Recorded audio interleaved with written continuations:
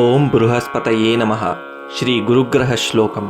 देवानां च ऋषीणां च गुरुं काञ्चन सन्निभं बुद्धिमन्तं त्रिलोकेशं तं नमामि बृहस्पतिं।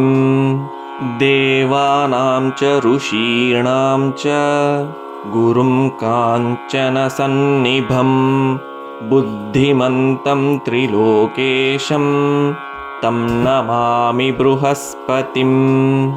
देवानां च ऋषीणां च गुरुं काञ्चन सन्निभं बुद्धिमन्तं त्रिलोकेशं तं नमामि बृहस्पतिं।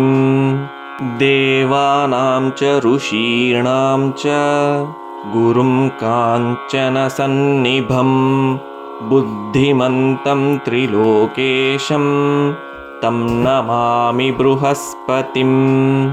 देवानां च ऋषीणां च गुरुं काञ्चन सन्निभं बुद्धिमन्तं त्रिलोकेशं तं नमामि बृहस्पतिं। देवानां च ऋषीणां च गुरुं काञ्चन सन्निभं बुद्धिमन्तं त्रिलोकेशं तं नमामि बृहस्पतिं। देवानां च ऋषीणां च गुरुं काञ्चन सन्निभं बुद्धिमन्तं त्रिलोकेशं तं नमामि बृहस्पतिं।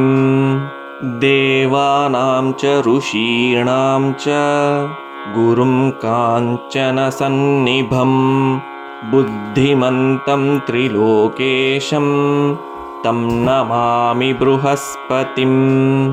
देवानां च ऋषीणां च गुरुं काञ्चन सन्निभं बुद्धिमन्तं त्रिलोकेशं तं नमामि बृहस्पतिं।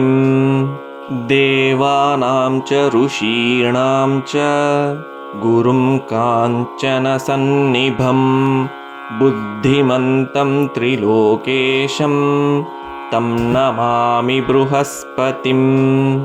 देवानां च ऋषीणां च गुरुं काञ्चन सन्निभं बुद्धिमन्तं त्रिलोकेशं तं नमामि बृहस्पतिं।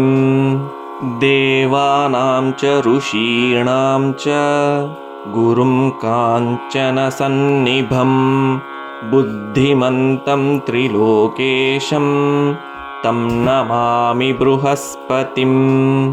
देवानां च ऋषीणां च गुरुं काञ्चन सन्निभं बुद्धिमन्तं त्रिलोकेशं तं नमामि बृहस्पतिं।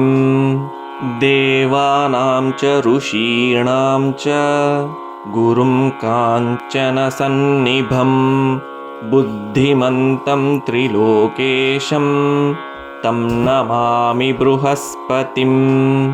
देवानां च ऋषीणां च गुरुं काञ्चन सन्निभं बुद्धिमन्तं त्रिलोकेशं तं नमामि बृहस्पतिं। देवानां च ऋषीणां च गुरुं काञ्चन सन्निभं बुद्धिमन्तं त्रिलोकेशं तं नमामि बृहस्पतिं। देवानां च ऋषीणां च गुरुं काञ्चन सन्निभं बुद्धिमन्तं त्रिलोकेशं तं नमामि बृहस्पतिं। देवानां च ऋषीणां च गुरुं काञ्चन सन्निभं बुद्धिमन्तं त्रिलोकेशं तं नमामि बृहस्पतिं। देवानां च ऋषीणां च गुरुं काञ्चन सन्निभं बुद्धिमन्तं त्रिलोकेशं तं नमामि बृहस्पतिं। देवानां च ऋषीणां च गुरुं काञ्चनसन्निभं बुद्धिमन्तं त्रिलोकेशं तं नमामि बृहस्पतिम् देवानां च ऋषीणां च गुरुं काञ्चनसन्निभं बुद्धिमन्तं त्रिलोकेशं तं नमामि बृहस्पतिम्